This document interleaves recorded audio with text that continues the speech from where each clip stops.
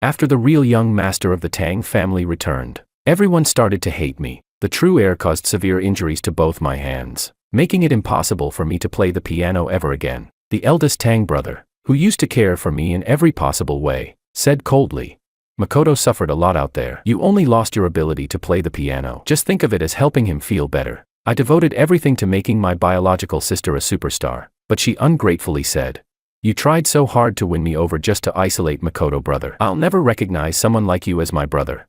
Then the real young master fell down the stairs and framed me as the culprit. Even my childhood fiancé, whom I had protected and cared for all my life, believed him without hesitation. "I didn't expect you to be so jealous," she said bitterly. "I'm calling off our engagement." On the day my fiancé and the real young master got engaged, I actually thought about driving a truck straight into their ceremony and dying with them. But just as I started the engine, a madwoman suddenly ran in front of my car and threw down a basket. The engine stalled. I froze in place. Inside the basket was an abandoned baby girl. Half an hour later, joyful music echoed from the Tang family's grand hall, while I carried the baby into my car and drove straight to the high-speed train station. From that day on, the fake young master of the Tang family vanished from City A, just as everyone wished. I went far away to the southern market, raised the abandoned baby as my own daughter, and never contacted any of them again. What I didn't expect was that, 4 years later, they would all show up one by one, begging me to come home. Chapter 1. 4 years later, the first time I saw Sophia again was at the gate of the kindergarten. I had just picked up Emma, when a mother beside me suddenly leaned over and said, "Emma's dad. Look across the street, that woman looks just like that famous singer. What was her name again?" I followed the direction of her finger. "Sophia." The woman clapped her hands as she remembered. "Yes, Sophia." I looked away and said calmly, "Don't know her." She looked surprised. "You don't listen to music, Sophia? She's the most popular original singer these years, won tons of awards. And honestly, she kinda looks like you, those phoenix eyes." I smiled faintly, shook my head, and held Emma's hand as we walked on. "George Tang." A familiar voice called from behind. I ignored it and kept walking. "George Tang."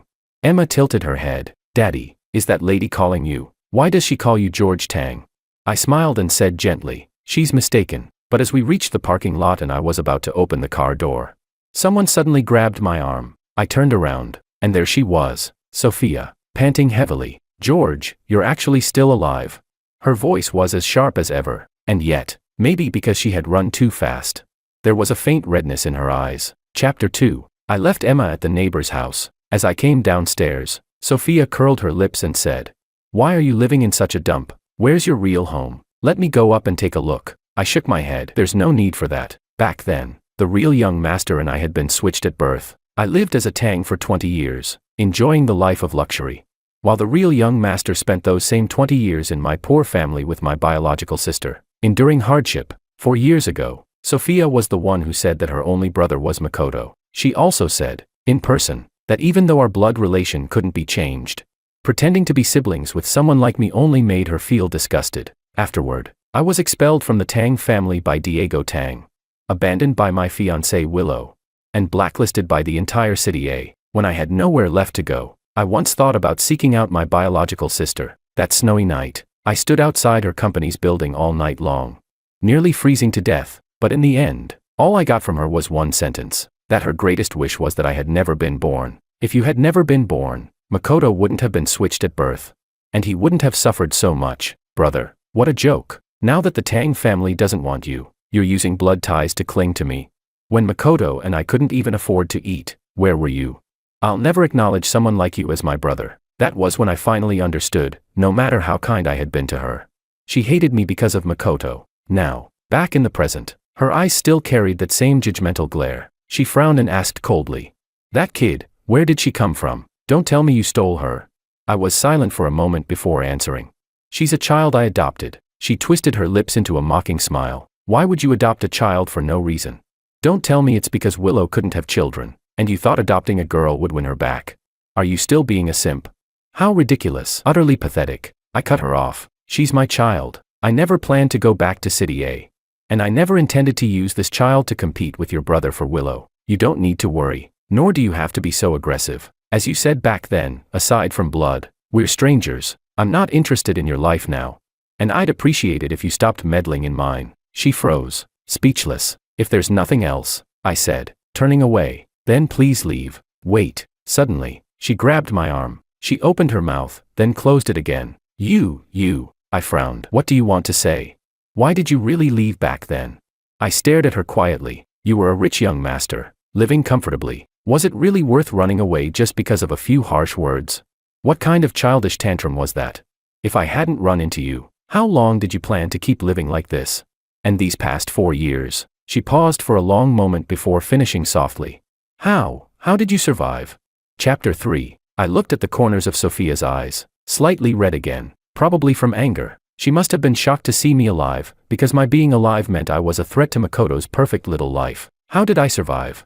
Someone gave up their life so I could keep mine, but there was no reason for me to tell her that. The old George Tang was a pampered young master raised by the Tang family. The man I am now, George Wang, no longer depends on anyone. Seeing me remain silent made her anxious. What? Cat got your tongue. Don't tell me that massive earthquake in southern Marquette a few years ago rattled your brain.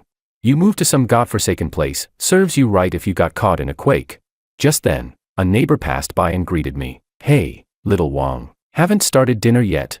I smiled and replied, I'm just about to. Sophia froze on the spot. I reminded her quietly, you should go, but she grabbed me tightly. You changed your last name, Wang. Whose name is that? It doesn't matter whose name it is. I brushed off her hand, speaking slowly and clearly. My name, my life, Sophia, none of it has anything to do with you. Chapter 4. Sophia was a celebrity. She couldn't possibly make a scene in public. I went upstairs, brought Emma home, and from the window in the stairwell, I saw Sophia still standing there, staring blankly at the building. She had never cared about me before. Maybe now her unease came only from not being used to my cold indifference. 4 years ago, when I learned about her dream of becoming a singer despite growing up poor, I spent nearly all my connections in City just to get her a chance to perform on stage. Even the agency she's with now, I personally found her the best one. She was my sister, and she had suffered a lot. I only ever wanted her to have a better life, but that goodwill was twisted by her. She thought I schemed to use her, to isolate Makoto, to make him miserable. Daddy, was that lady today your family? I was slightly taken aback, then smiled and patted Emma's head. No, sweetheart, why would you think that?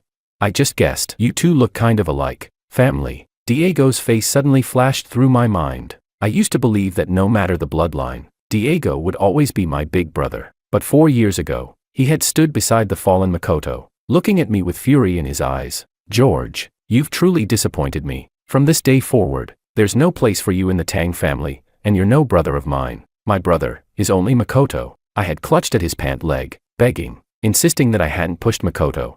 But he kicked me away and walked off without even looking back. I shook my head and said to Emma, that person isn't Daddy's family. She looked a little downcast. I thought Daddy had other relatives besides Uncle. I smiled and tapped her nose gently. Daddy already has you and your uncle. That's enough. But Uncle's gone, she pouted. I miss him. I understood that feeling. But simple disappointment is still better than the agony of having something precious, then losing it again. The pain of depending on someone only to have them tear away from you. I'd been through that once. I wouldn't let my daughter experience it too. What I didn't expect was that, the very next day, I would see Diego again. Chapter 5. Emma came down with a fever in the middle of the night. I rushed her to the hospital. The viral infection was aggressive, and she needed to be hospitalized for treatment. I stayed awake the entire night by her bedside. By morning, the fever had finally broken, but she was weak and listless. I carried her on my back as we headed home, stopping by a street vendor to buy some meat and vegetables. After I paid, the bag of groceries was suddenly taken by a slender, familiar hand.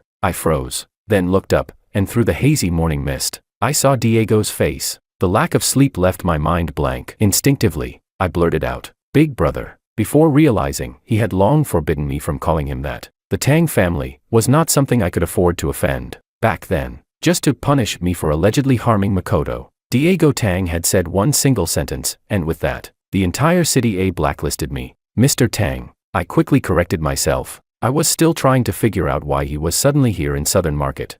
So I didn't notice the brief flicker of discomfort on his face. Let me help you carry that, he said softly. No need. I reached out to take the bag from him, but my body swayed. Emma whimpered faintly on my back. Don't push yourself, George, he said quietly, holding my arm to steady me and stopping me from taking the bag back. I'll take you and the child home. Chapter 6. The Tang parents died young. Back then, Diego was practically the one who raised me. When he still saw me as his little brother, he treated me well, better than anyone else ever did. Someone once asked him if he wasn't afraid that by spoiling me, I might get into trouble. He had only half smiled and said, "So what if he causes trouble? He's the young master of the Tang family, my little brother. If he stirs up the heavens, I'll still cover for him." But then Makoto came back. At first, Diego still said that I would always be his brother too, but every time Makoto provoked or humiliated me, Diego would only tell me to endure it. He suffered a lot. "George, just give way to him." He said we owed Makoto compensation. I didn't want to make things hard for him. He had been my big brother for over 20 years. I wanted to make him happy. So I gave way, and I endured, again and again, until the day he chose to believe Makoto's lies without question. That was when I realized I had treated him as my brother. But he no longer saw me as one. When he personally cast me into ruin and made me the target of everyone's hatred, I finally understood how foolish I had been. The drive was silent. It had been years since I'd last sat in a luxury car like this Maybach. I held Emma tightly in my arms, uncomfortable and wary, wondering why Diego had come all this way. Did Sophia tell him? Was he afraid I might hurt Makoto, so he came overnight to make sure? I didn't know. I couldn't figure it out. My head ached, and I only held Emma closer, never noticing the trace of longing in his gaze. "George." At the sound of his voice, I looked up. There were more wrinkles at the corners of his eyes now. He spoke slowly. "4 years ago, we all thought you." I interrupted softly. "Thought I was dead." "I know. Honestly, you can keep thinking that if it makes things easier. I've never wanted to fight Makoto for anything. Everything that belonged to him was always his. There's nothing wrong with letting things return to their rightful owner. You don't have to worry. You don't have to guard against me. And you certainly didn't have to come here to check. I only want to live a peaceful life with my daughter. Oh, and she'll stay with me. She'll never go looking for Willow. I can swear on my life, I'll never use my daughter to interfere with Makoto and Willow's relationship. You can rest easy." I looked him straight in the eyes and repeated, "You really don't need to worry." He was stunned. I wasn't. "What then?" I said flatly. "You're afraid I'll use the Tang family name for something bad.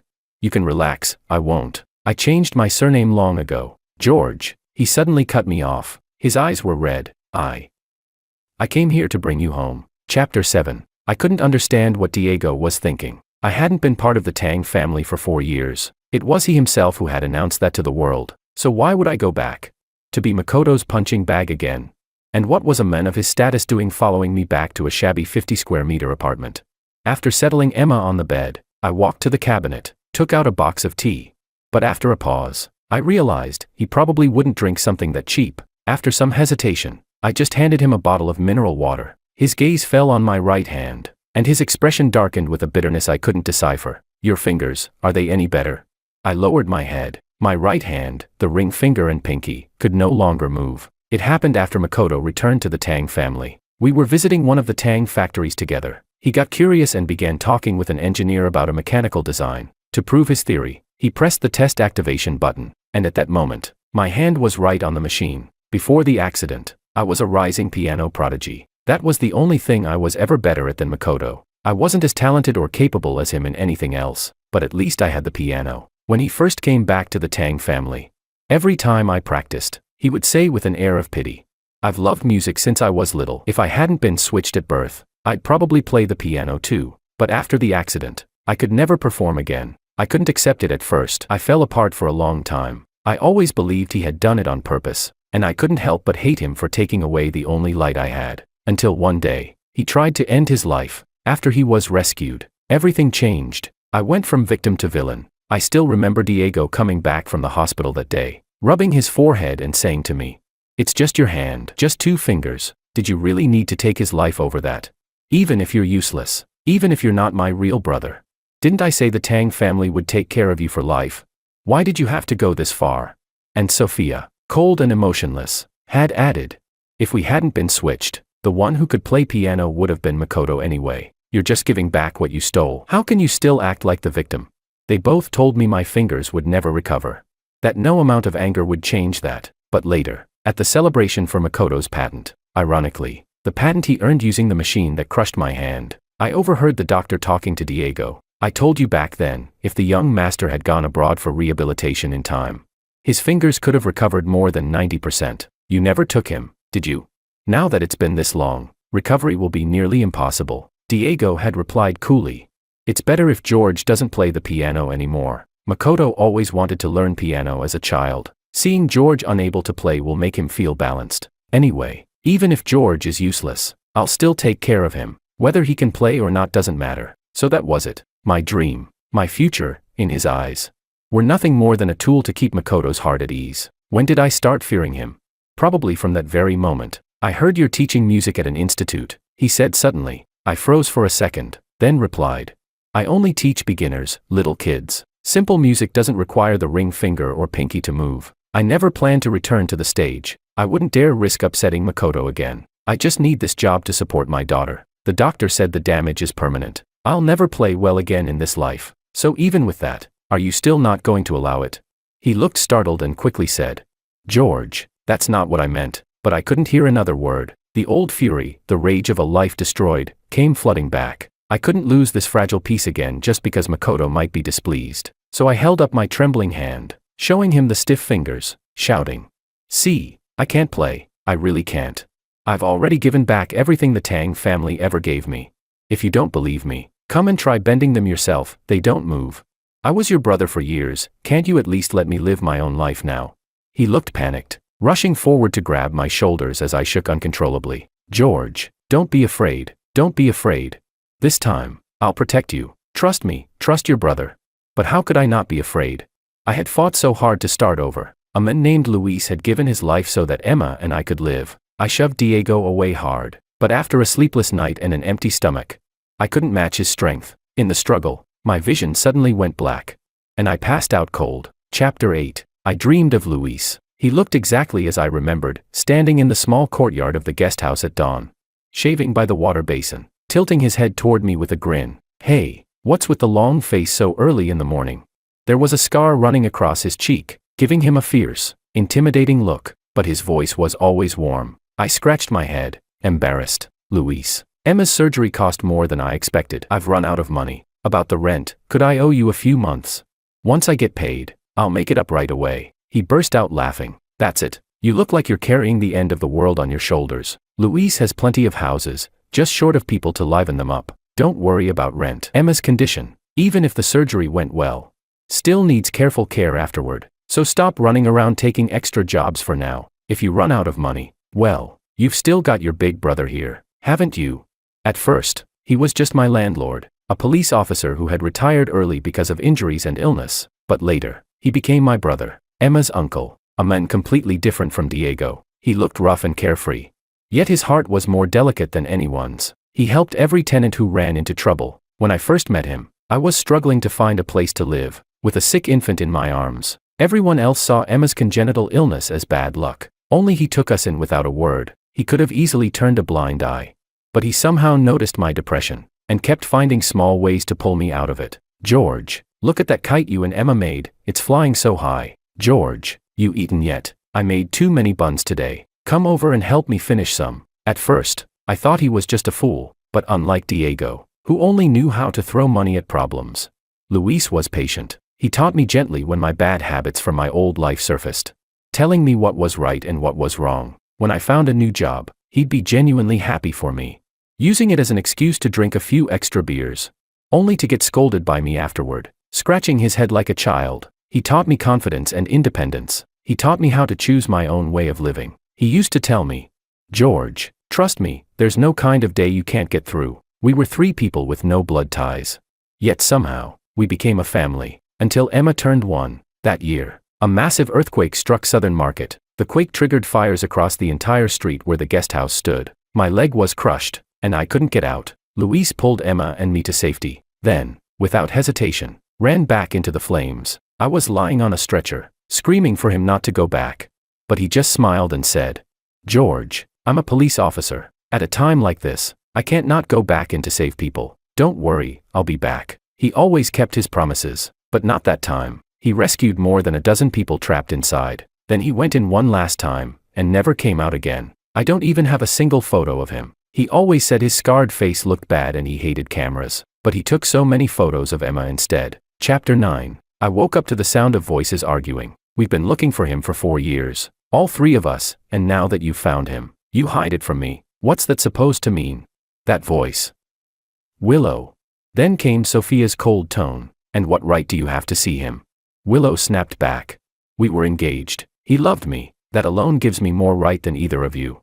Diego's voice cut through the air, sharp as ice. Engaged? Don't forget, you're now Makoto's fiancé. My two brothers are not merchandise for you to pick and choose from. Willow's voice rose in fury. Diego, do you really think you can control everything? If it weren't for you demanding that George be punished for forcing everyone in City A to turn against him, how could he have ever been driven away in the first place? Why did I agree to get engaged to Makoto? If you and Sophia hadn't insisted it was George who pushed Makoto down the stairs, why would I have lost faith in him? You think I don't know? Makoto only pretends to care for me, behind my back. He despises me for being unable to have children. He's not even 1/10 the man George is. Sophia gave a bitter laugh. Oh please, you're really blaming us for that. Willow, don't act innocent. You just went along with it. Can you honestly say you didn't grow tired of my brother back then? Didn't you fall for Makoto? And let's not forget, Makoto is the real Tang heir. Marrying him gave you access to the Tang and Sure family shares, didn't it? Now that George is back, you suddenly remember how good he was to you. Willow's voice dripped with disdain. And who are you to talk about family bonds? When he went to see you that winter night, you deliberately left him standing in the snow until he almost froze to death. If not for you, he never would have left in despair. So don't you dare pretend to care about him now. Sophia faltered, unable to defend herself, then muttered stubbornly. Anyway, I'm the one most qualified to be by his side. I'm his brother, Diego said icily. I'm the one who has that right. I'm taking George back to the Tang family. He and his child have nothing to do with either of you. Sophia flared up. Who gave you the right to take him back to the Tang family? You're the one who cut ties with him yourself. I'm his biological sister, his only blood relative. Willow let out a scornful laugh. And you still dare to talk about blood ties? You ungrateful brat. He begged everyone in City A to give you a chance to perform. And when you finally made it big, the first person you thanked was Makoto. Did you even mention George's name once? He adopted a daughter because he knew I loved children. We were the real family. Enough. A nurse burst in, scowling. The patient needs rest. Only one immediate family member can stay. I'm his brother, Diego declared at once. I'm his sister, Sophia quickly added. The nurse frowned, glancing between them. Mr. Tang, Miss Ito. You're Mr. Wang's brother and sister. Awkward silence filled the room. Then Willow suddenly spoke up. I'm his fiancé. The nurse sighed impatiently. Fine, then you stay. The other two, out. Chapter 10. When I opened my eyes again, I really did see Willow. She was sitting by my bedside, motionless, her eyes red and filled with tears. Once upon a time, I truly loved this childhood sweetheart, my fiancé. Even after she was diagnosed with infertility early on, I never once thought of leaving her. 4 years ago, when my hand was unbandaged and I was discharged from the hospital, Diego and Sophia were both with Makoto. Only Willow came to see me. She was the only one who didn't accuse me. George, you fool, I'm here. Her voice back then had been like a lifeline. I was drowning, and she was the only thing keeping me afloat. But that same night, half asleep, I woke to the sound of her voice, whispering softly into her phone. Makoto, please cooperate with the doctor. Okay, otherwise, there'll be scars on your wrist. Of course I know. You've suffered. George just isn't very mature sometimes. I woke up instantly. We argued. I demanded to know why she was secretly calling Makoto. At first, she tried to calm me down, but soon, her patience snapped. George, the world doesn't revolve around you. Can't you be a little more like Makoto, someone people actually like? And anyway, if we hadn't been switched, he was supposed to be my fiancé in the first place.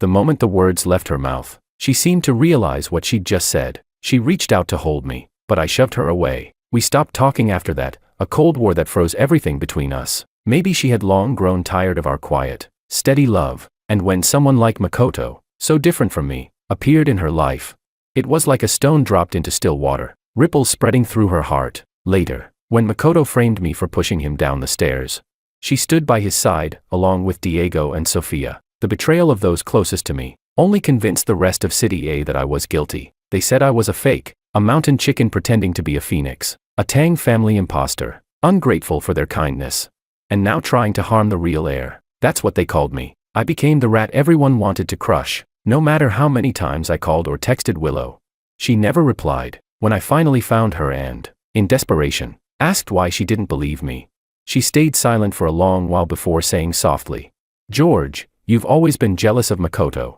haven't you? She told me to go apologize. Furious, I stormed out, slamming the door behind me. Not long after, the engagement was changed. The one marrying Willow became Makoto, and I, blinded by grief and hatred, became someone even I no longer recognized. I couldn't understand why Willow's love had changed. Why Diego didn't trust me. Why Sophia couldn't stand me. I sank deeper and deeper into a whirlpool of emotions, trapped, suffocating, unable to escape. It wasn't until much later, after meeting Luis, that I finally realized I had been suffering from depression all along. Chapter 11. Willow sat there, eyes red, staring at me. "George, I'm here," she whispered. "This time, I'll never leave you again." She gently took my cold hand into hers, her voice trembling. "What happened back then? We misunderstood you. It wasn't your fault." Makoto fell down the stairs on his own. I was blind. George, I didn't see what a manipulative bastard he really was. I let out a faint laugh. "So what now, Willow? You tried things with Makoto, found out it didn't work, and decided to come back to your ex-fiancé?" Her eyes widened in surprise. "No, that's not it. I'm not going to marry him." "When you left, I realized. It's always been you. I love you, George. I won't ever let them hurt you again. Let's go back to City A. Let's get married. Give Emma a complete family." I froze, then suddenly bolted upright. "My daughter, where is she?" She quickly pressed my shoulder down. "Don't worry. Emma's next door." I looked into her eyes. Once, I was completely lost in those beautiful eyes, so much that I would have given her my life. "Willow," I said quietly. "Emma is my daughter, just mine." She hesitated for a moment, then looked up. "George, I know you resent me. What happened back then?" I was confused. I thought what I felt for Makoto was love. But it was just pity. "You're the one I truly love. I don't love you." My tone was flat and cold. She blinked, stunned. "You don't love me? Then why did you adopt a daughter?" "Because I once said I wanted one, didn't you?" "George, stop lying to yourself. You loved me. You still love me." I suddenly smiled. "Willow, where do you get that kind of confidence? That I couldn't live without you? And what makes you think that after 4 years? All it takes is one word from you for me to fall at your feet again." She froze. "I didn't adopt Emma because of you," I said slowly. "I adopted her because I wanted a family, someone who was truly mine. In these 4 years, Willow, I never once thought of you." "That's impossible," she cried, clutching my hand. "I've thought of you every single day for 4 years. When people said you were dead, I refused to believe it. I kept searching for you. We loved each other, George. We grew up together. All those memories, all those beautiful years, those memories." I cut her off sharply. "Only make me sick now." Her face went pale. Tears welled up again. "Why, you're just angry." "You don't mean that. Get out," I shouted. "Luis once told me, never argue with people who've lost their minds." She stared at me in disbelief. What did you just say? You were never like this before." She was right. The old George, he loved her, cherished her, and gave her his whole heart. But I was no longer that George. Our argument must have drawn attention, because soon the door burst open. Diego and Sophia rushed into the room. "George, come back with me," Diego said firmly. "I'll keep you safe this time, brother," Sophia pleaded. "Come with me. We're real family, we belong together." I looked at the three of them quietly. Once, every single one of them had thrown me into the abyss, and now, here they were, offering me pity, offering me salvation. "I once had an older brother," I said softly. They all fell silent, and in Diego's eyes, for a fleeting moment, I saw a trace of hope. "He told me," I continued, "that I didn't need to depend on anyone, that I could shine on my own." Diego's face darkened instantly, because he had never said that to me. Only Luis had. "So stop pretending to be my saviors," I said, my voice cold but steady. "I'm George, and I don't need any of you anymore." Chapter 12. In the days that followed, the three of them, Diego, Sophia, and Willow, all went to obsessive lengths investigating anyone around me with the surname Wang. But Luis Wang's story was no secret. His heroic rescue had made the news. He was celebrated as a city hero, and every year on his death anniversary, those he had saved would visit his grave to pay their respects. Sophia began showing up often at my apartment complex. I never let her in, so she would just stand downstairs, leaving gifts at the door for Emma and me. Her tone softened a lot. She even started calling me brother again. She somehow found out that Emma liked kites and once brought us a handmade swallow kite. Diego came, too, when I refused to see him. He sent housekeepers and assistants instead. He even tried to buy me a bigger house. He still believed money could fix everything. It was the same way he had cared for me in the past. But I refused it all. The most persistent one was Willow. She simply moved into the same neighborhood. Every day, she came by, trying to make Emma call her mom. After I finally lost my temper, she stopped pushing, and only watched us from a distance, eyes red, day after day. Soon, it was Emma's birthday. She had many friends in the neighborhood and had been looking forward to her 4th birthday party for weeks. And of course, Diego, Sophia, and Willow showed up, uninvited, since other neighbors and children were there. I didn't want to ruin Emma's day, so I didn't send them away. I could tell they were pleasantly surprised, but right before the food was served, a laughing male voice came from the doorway. Well, am I late to the party? The 3 faces in the room froze instantly. I turned around. Makoto was standing there. Chapter 13. Makoto held an expensive gift box in one hand. Dressed head to toe in custom-tailored luxury. Uncle, you have to take off your shoes before coming in, Emma said softly, her little voice polite and clear. Makoto raised an eyebrow. Oh, little girl, your dad's my good brother. The tiles in your house probably don't even cost as much as my shoes, so I think I'll keep them on. Yeah. Right, George. For years hadn't changed him at all. He was still as arrogant as ever. I said calmly, Makoto, it's my daughter's birthday today. I know, he said cheerfully, sitting himself down without invitation. Otherwise, why would my brother, sister, and fiancé all be here at your place, right? The room went quiet. The neighbors looked at each other in confusion. Makoto covered his mouth dramatically and laughed. Oh no, they don't know, do they? George Tang, oh wait, you go by George Wang now, right? Using a kid to seduce my fiancé. I have to hand it to you, you've still got the same dirty tricks. You stole my identity for over 20 years. And you're still not satisfied. Now you're using a child to steal my family and my fiancé too. Makoto, are you insane? Willow stood up, shouting. Who told you to come here? Leave, now. What's the matter? Afraid I'll expose your secrets? He sneered. No, I'll say it. People like him, back in the old days, they'd have been paraded through the streets for public shame. Diego rose, grabbed his arm, and said sternly, Makoto, enough. Come home with me. Stop this nonsense. I'm not going anywhere. Makoto jerked free, shouting. Are you even my brother anymore? He's not your real sibling. Why are you taking his side? Have you forgotten all the suffering I went through? Sophia stepped forward too, trying to calm him. What are you doing? It's Emma's birthday. You're all insane. Makoto screamed, cutting her off. I'm Diego's real brother. I'm Willow's real fiancé. I'm the one who grew up with Sophia for over 20 years. And now all 3 of you, how dare you betray me like this?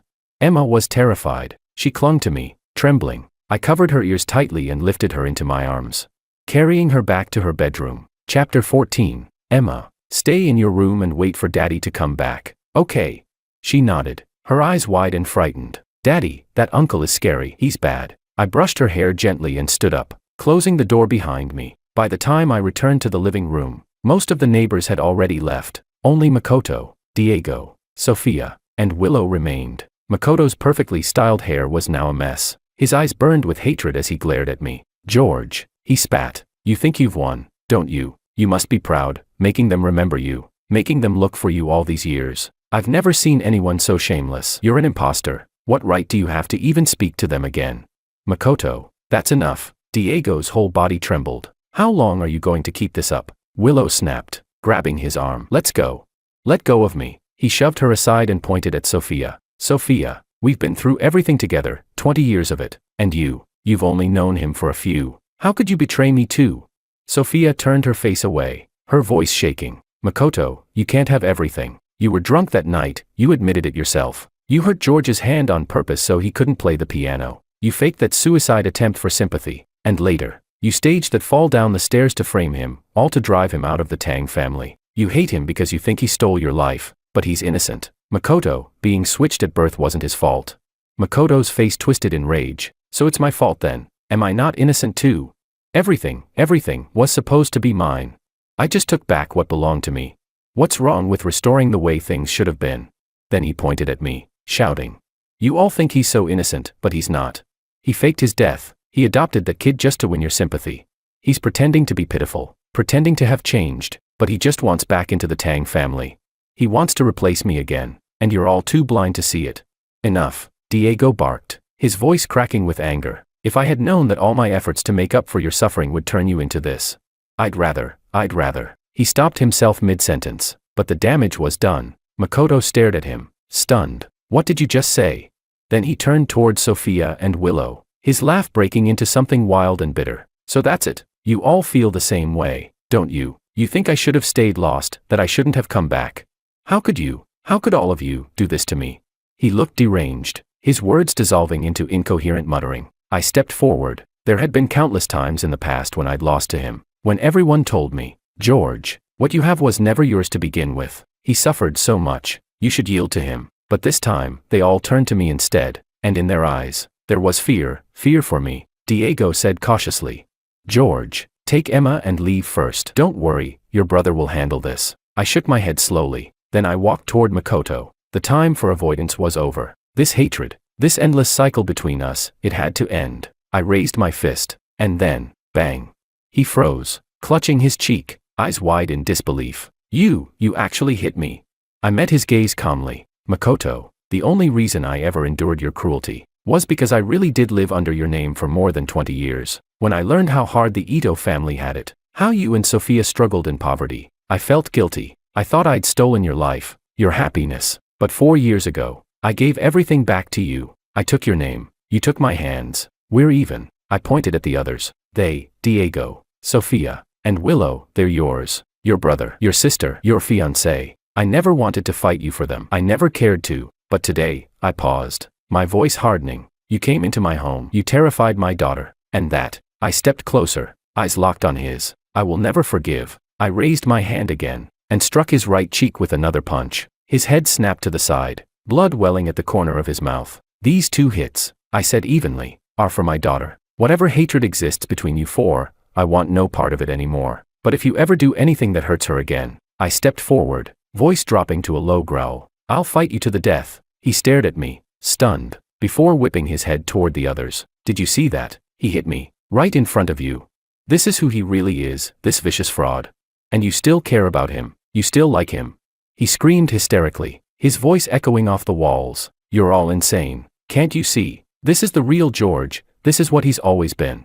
But the room fell silent. No one spoke. You idiots, he shouted, eyes bloodshot. You'll regret this.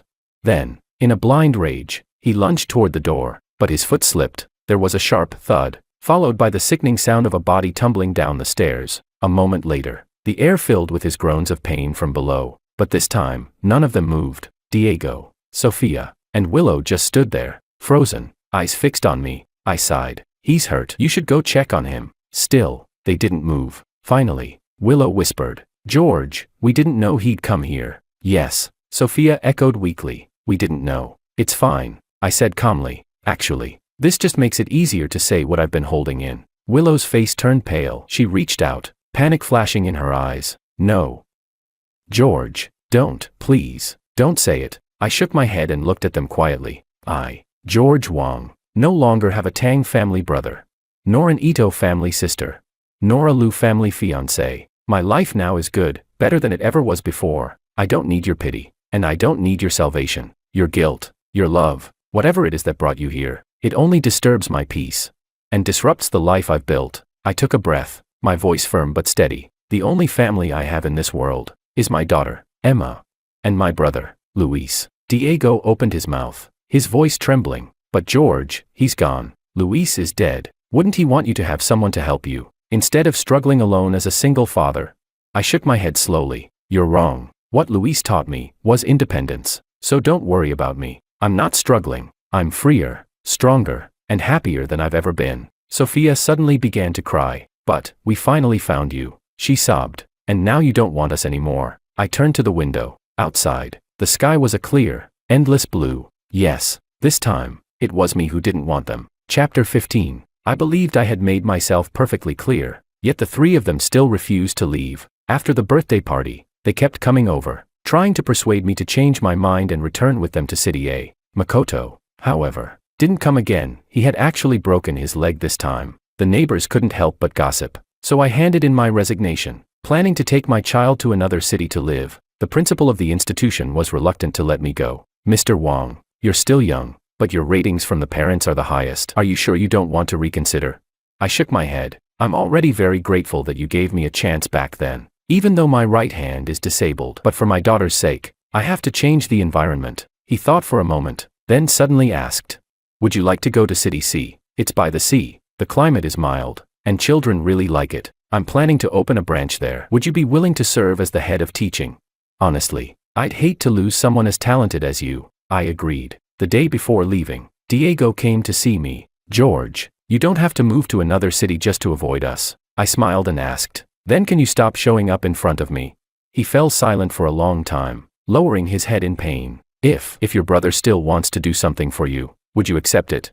Holding Emma's hand, I smiled faintly. "Thank you, Mr. Tang, but there's no need." Emma looked up and asked, "Uncle, do you still have something to do?" "We're going to visit my uncle Luis." His face froze. "Yes, we were going to Luis's grave." I brought several kinds of beer and sat there for a long time. I told him that I was moving to City C, that I was improving little by little, that my work had been recognized, and that Emma was growing up well. He would definitely be proud of me. And now, I thought, he could finally drink as much as he wanted without worrying about his illness getting worse. The next day, I took Emma to the airport. On the large screen in the terminal, I saw an interview with Sophia. I actually want to thank my real brother the most. Back when I was just an amateur singer, no company wanted to sign me. It was my brother who kept helping and encouraging me, who made me who I am today. But later, I didn't manage to repay him properly. I want to tell him I'm sorry. Emma pointed at Sophia and said, "Daddy, that lady looks a bit like you." I patted her head and said softly, "Let's board." After arriving in City C, my life gradually got back on track. I worked hard, lived earnestly, and 6 months later, I was promoted to principal of the branch school. Because the students liked me, they uploaded some of my teaching clips online. And soon, old videos of my performances from years ago were also dug up. Some people wondered why I no longer played the piano. Then, someone revealed the truth, that Makoto had caused the injury that made it impossible for me to play again. For a while, the name Makoto became synonymous with cruelty on the internet, and he was completely ostracized by the entire social circle of City A. The Tang family's stocks were implicated, suffering heavy losses. Someone also found Sophia's previous apology video and exposed that I was the older brother she had mentioned. The internet was abuzz with mixed emotions, and Sophia announced that she would be stepping away from the music scene for a while due to poor mental state. A year later, I took my students onto the stage of an international competition, becoming a recognized music mentor. It's true, I could no longer perform complex compositions, but that didn't stop me from shining in my own way. Willow still came by often. She would leave gifts for Emma at the door and watch us from a distance. I found it exasperating, but since she didn't interfere with our lives, I couldn't be bothered to drive her away. One day, I saw Diego again. He looked much older. He handed me a key. "I know you've been saving up to restore Luis's old courtyard," he said. "I've already rebuilt it. Don't refuse it, just think of it as your brother making amends. You like that place, right? Go visit it whenever you want." And, he hesitated before continuing, "The arranged marriage between the Liu and Tang families has officially been cancelled. Willow didn't get any shares. You know her brother never liked her, she can't do anything on her own. She's probably going to have a hard life ahead. As for Makoto, I've sent him away. He's in no condition to live on his own and will need long-term psychiatric treatment. I restored your room to how it used to be. If you ever want to come home, it's always there for you." I shook my head. "Thank you, but I'm not going back to the Tang family." He didn't insist, only said softly, "I'll always keep that room for you." During the summer vacation, I took Emma back to the southern city and went to Luis's courtyard. Standing at the gate, it felt as if time had turned back 5 years, to an ordinary morning. Under the jujube tree in the yard, Luis had held up the kite he had just finished painting, smiling brightly. "Try it, George. As long as you believe, it can fly high." And now, I truly had flown high. I picked Emma up and gently pushed open the door. "Brother," I whispered, "I'm home."